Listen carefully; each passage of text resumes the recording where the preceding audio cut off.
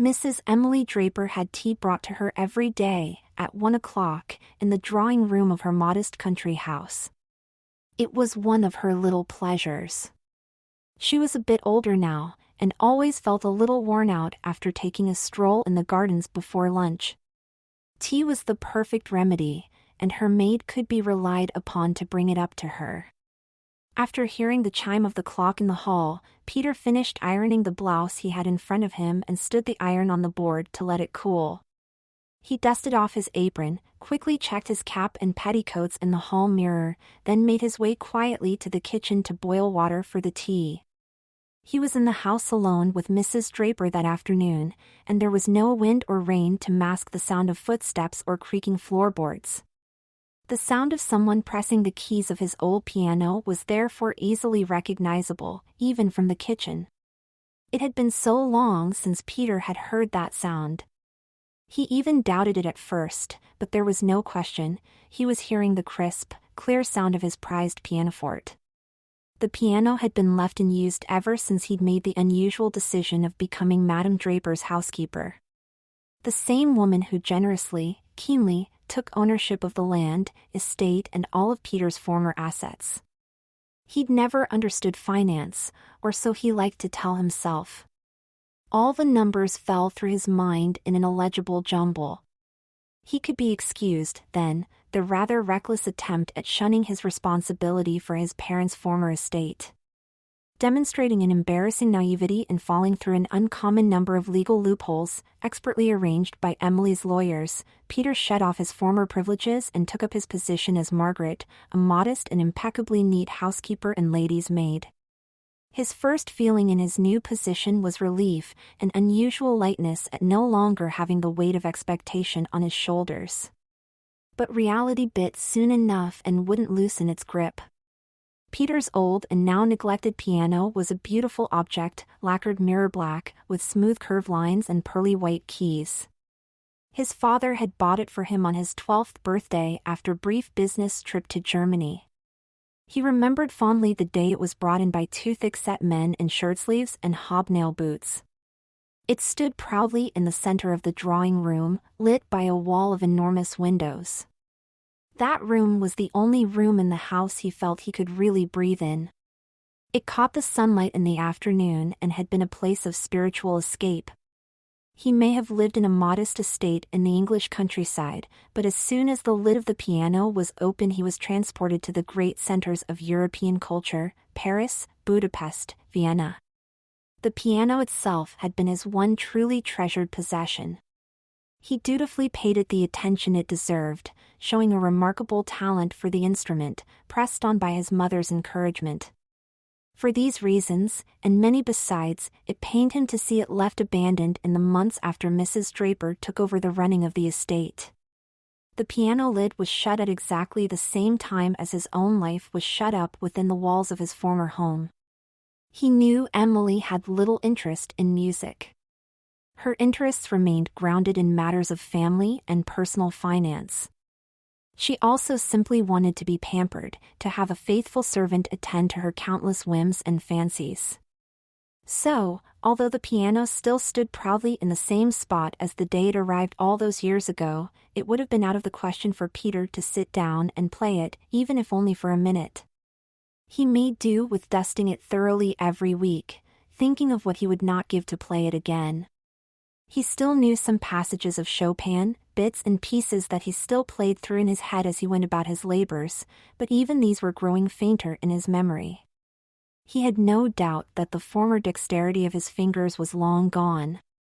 After all, he'd spent the past year sewing frocks and scrubbing floors. The sound that he heard from his piano on this day had no similarity to the Chopin he was used to hearing. No, this was the sound of Emily testing one key after the other in a clunky, unthinking sequence. He heard her shifting the stool, playing with the pedals. She played a rudimentary scale up and down, then impatiently dragged her finger down the keyboard, sounding every key on the way.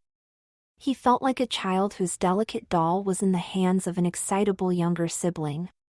She was still there when he appeared with the tea. She was wearing a close-fitting yellow day dress. As always, he was expected to smile in her presence.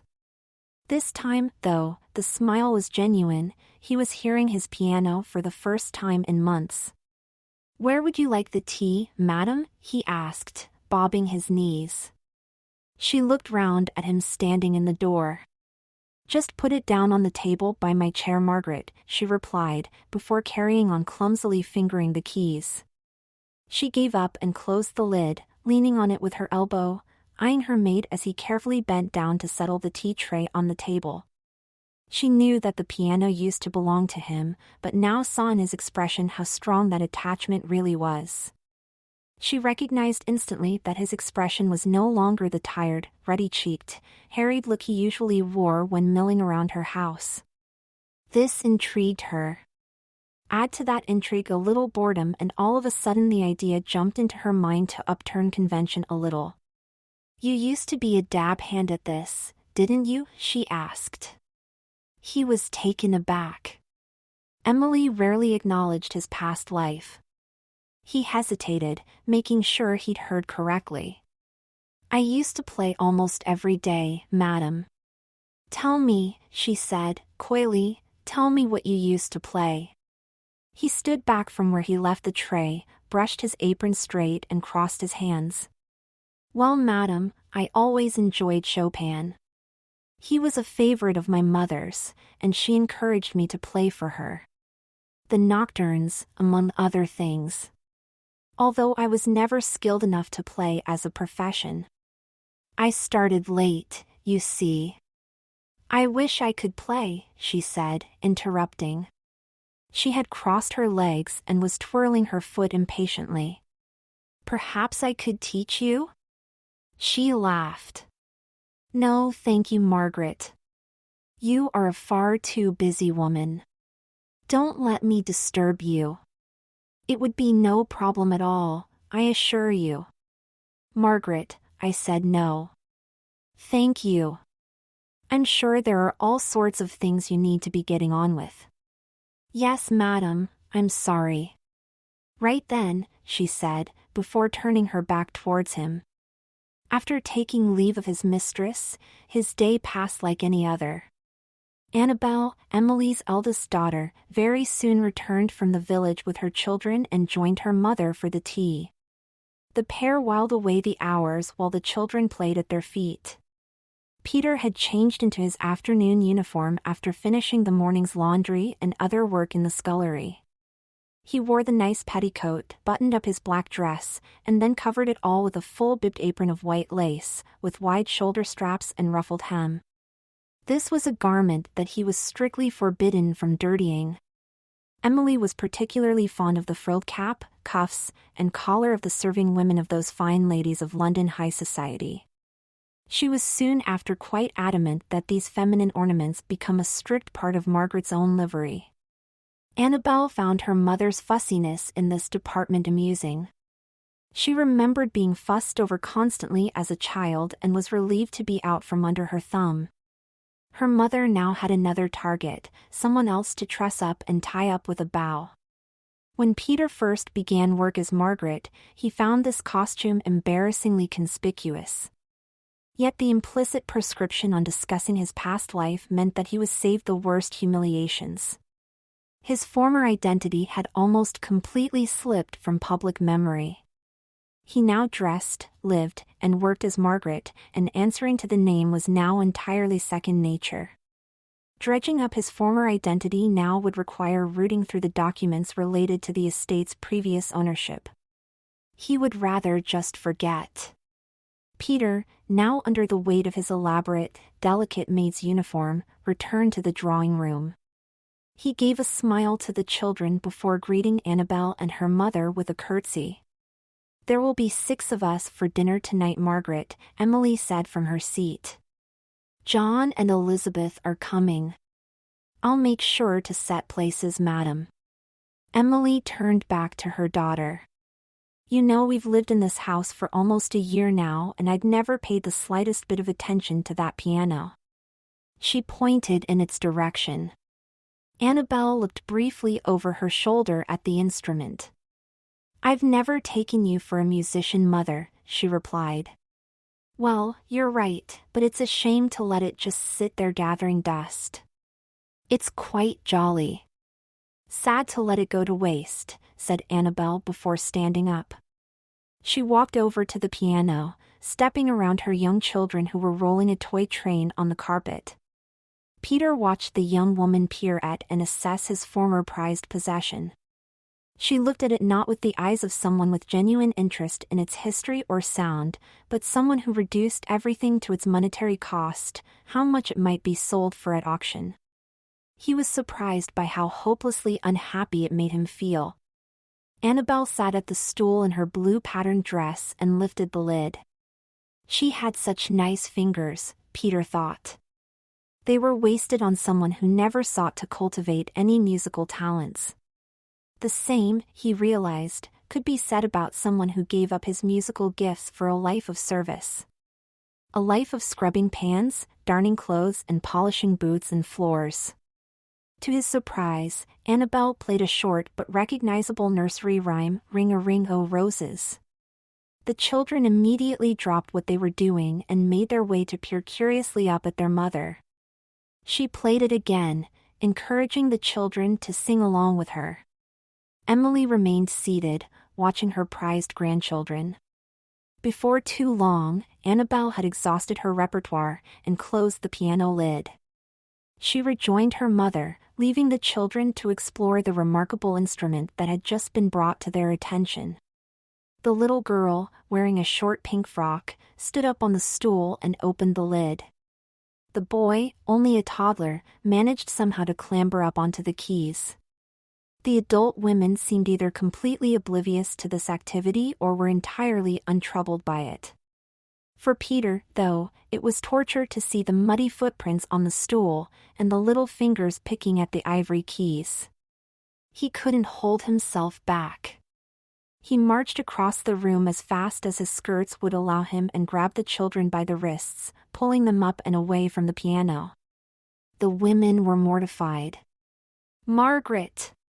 What on earth are you doing?" Emily screamed. She slapped his wrist sharply, forcing him to let go. Annabelle burst into tears and rushed to comfort her now wailing children. "Margaret, how could you hurt my little ones? You awful thing!" Peter tried to regain his composure, straightening out his apron and skirt as he always did when he was under the eyes of his mistresses. The children, they were damaging it," he replied, recognizing precisely how pathetic he sounded. "I don't care if they were playing in the fire," Emily boomed. "How dare you lay hands on the children?"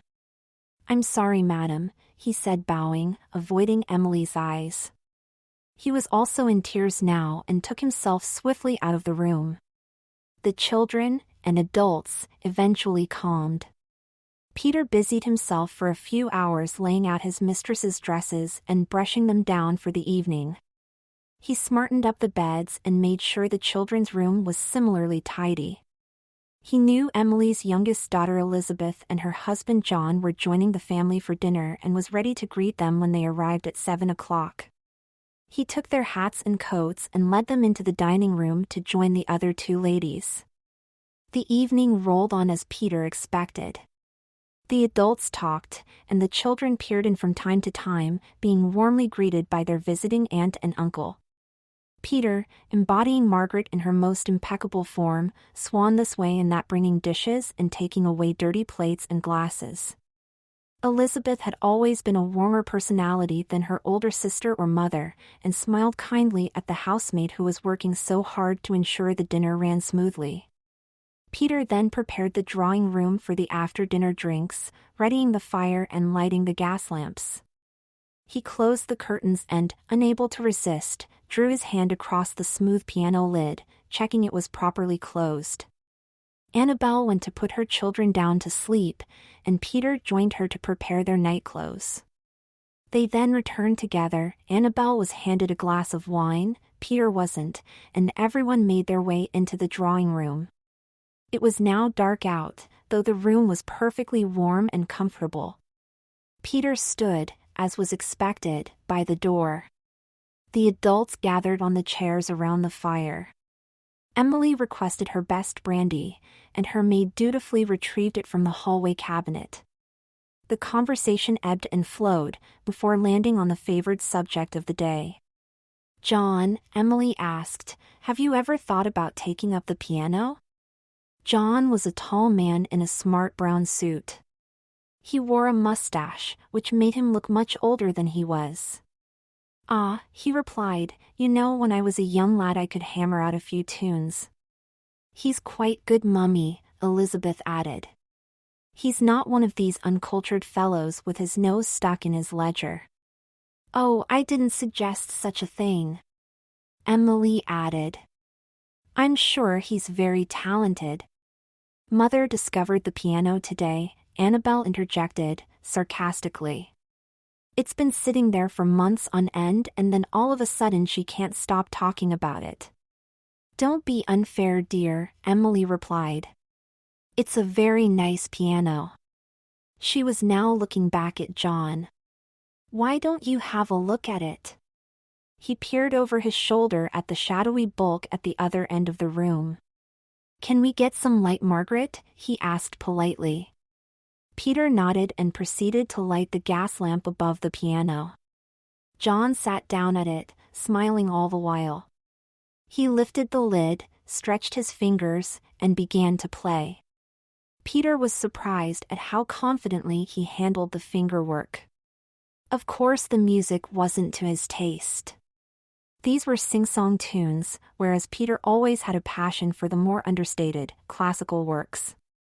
Still, John played away in perfect rhythm, now joined by the ladies, all with glasses in hand. They inevitably started singing along and seemed to be having a jolly time huddled around Elizabeth's husband. "Bravo!" Annabelle declared at the end of a rousing song. "Elizabeth, you never told me John was such a maestro," Emily said, giddily, trying to clap with a glass of brandy in her hand. John played his part, making a silly bowing gesture, then leant over to kiss his wife on the cheek.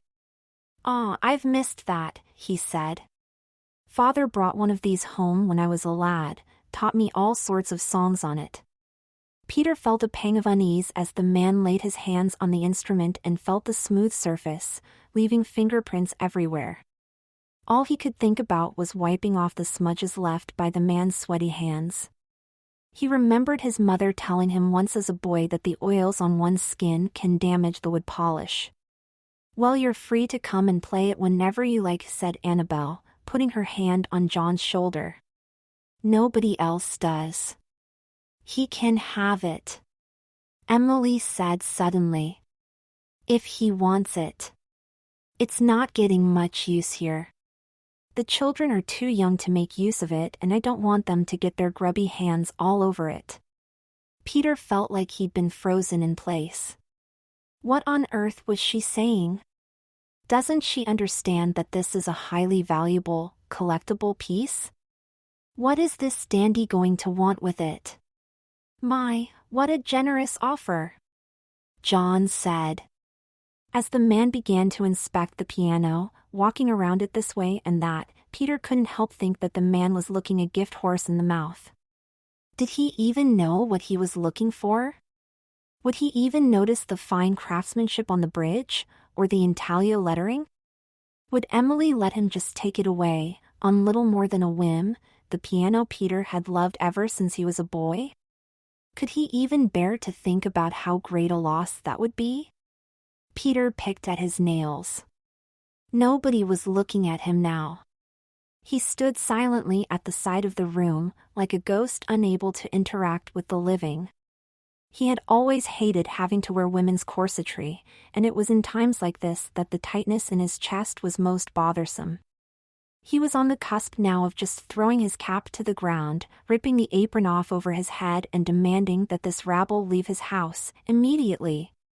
But no, there was not even a squeak from him. He couldn't catch his breath, and besides, what, really, would an outburst like that achieve? It wasn't his house anymore. It wasn't even his piano, no matter how sentimental he felt about it. If Emily wanted it gone, then he might as well say his goodbyes now. "It's a beautiful thing," said Elizabeth, as her husband continued to admire it, "and there's certainly space in the lounge of the townhouse." "Oh, Emily!" John buoyantly exclaimed, moving to kiss his mother-in-law on the cheek, "You're a doll." "I'd love it." "It's nothing," Emily said, bashfully. "Don't be silly," John replied, earnestly. "I'll not forget this. What a remarkable gift." The party gradually faded out, and Peter was utterly exhausted by the time his head hit the pillow. Elizabeth and John had left, and Peter had helped the other ladies prepare their nightwear and brought in the bed warmers. But he couldn't sleep. He realized that, for the past year, it was as if he'd been sleepwalking through life. The duties of a housemaid occupied his mind completely, and he busied himself with his chores every hour of every day. The time was passing without him thinking at all about how his life had been so irreparably knocked off course. He never had time to think. Emily, Annabelle, and the children were constantly pestering him, vying for his time and forcing him this way and that, tending to one chore or another. Now, with the evening's events fresh in his mind, his thoughts returned again and again to the same point. He suddenly became completely obsessed with Elizabeth's husband, the man who was going to come back, this week or the next, and wheel his prized piano out of the house. And where would that leave him? If it was in the house, if he walked past it hundreds of times a day, he could at least still pretend it was his. But he was powerless to stop them from taking it away from him. He felt weak and completely, utterly, stuck. An envy of this man hit him like a fever. John was a smart and successful businessman. He had a handsome woman on his arm, and he was not only respected but, yes, admired. There was a time when Peter could have aspired to such things, when he could dream about going into a career, a profession he could be proud of. His mother and father had told him time and again to study well, to dedicate himself to something so that he might make a proper go of life. And the maddening thing was that he did do that. He was a good, intelligent student. What had become of this gifted creative child? He thought now about what his life would have looked like had he not sold himself for mere pennies. He could have continued to pursue and cultivate the talents he was born to pursue. He would have continued with the piano and really made a proper effort at it, an effort to master those frustrating sections of Liszt that made him want to slam the lid shut. He could even have fulfilled a boyhood dream of visiting Vienna, a place his mother so often talked about. But he had an entirely different fate to contend with. What kind of life was this, the one he was now living? It made him sick to think that this is what his time on earth had been reduced to. Bent and broken to fit within the four walls of his former home. He now found the house frighteningly claustrophobic, the rooms overstuffed with tasteless trinkets and kitsch ornaments. These women hadn't felt moved by a piece of art in their entire sad lives. And now he was the one running around after them, dusting the countless ugly things they'd shoveled inside his former home. Dressing as a woman didn't help. He hated his uniform. He hated the prim lace and fussy frills of the cap and apron. The heavy dress and restrictive underclothes were cumbersome and uncomfortable. He thought the clothes looked utterly tacky, thoughtlessly imposed on him by a woman desperate to keep up appearances with other unlikable, tasteless, boring women. These people failed to understand that one can't buy taste. At bottom, he just wanted to be a man again. He wanted the freedom to stride around with his head held high. To choose how he spends his days and what obscure little hobbies he pursues. The women in this house, with all the glorious freedoms of wealth, dreamed of little more than having more kids to raise, more money in their purses. It was now, after losing everything, that he understood the value of wealth. A gift from his parents that he'd given up frivolously. It was the key to everything, wasn't it? To freedom and happiness, to comfort and leisure. He now had nothing of the sort. He was now nothing more than an accessory to a woman who took hardly the slightest interest in him. He'd be bowing and scraping at her beck and call for the rest of his life, and the thought of it made his stomach do somersaults. If he only had a fifth of his former wealth, he could have put a stop to everything. He'd say no, the piano is not going anywhere. Instead of flitting around the place catching up with every pathetic little demand Mrs. Draper and her spoilt daughter Maid, he'd sit down at the piano and listen to sweet sounds he knew it was capable of making. He'd probably just sit on the stool in silence for an hour, enjoying the fact that there wasn't a single voice hectoring him for being idle. He'd probably ask for even less than that, just one solitary hour to enjoy the piano before it was taken away from him forever.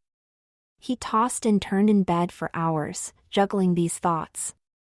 Sleep eventually, mercifully, arrived. It was 2 weeks on from the party when John and a group of laborers arrived at the house. Peter met them at the door in his black dress and the pristine whites of his apron and cap. No stranger ever thought that he was anything but a woman. He led them up to the drawing room. They eyed the piano, discussed their plans, and made quick work of it. Down the stairs it went, and out the door. While it was being loaded onto a truck, John laughed and talked with Emily and Annabel. He'd brought them a bottle of fine brandy as a gift. The children played in the grass, watching the men at work. Emily gave her maid a disapproving look, so Peter, Margaret, hustled herself inside. There was a mountain of laundry to be done, and Annabel was visiting a friend in the afternoon and needed her skirt ironed. So, he swallowed his pride and got on with it, cramped in the tiny laundry room at the back of the house, fussing with his petticoats, up to his neck in lace and goffered frills, in boots that were far too tight. He tried to remember a certain melody from a Chopin waltz, racking his brain for the right sequence of notes. In the end, nothing came.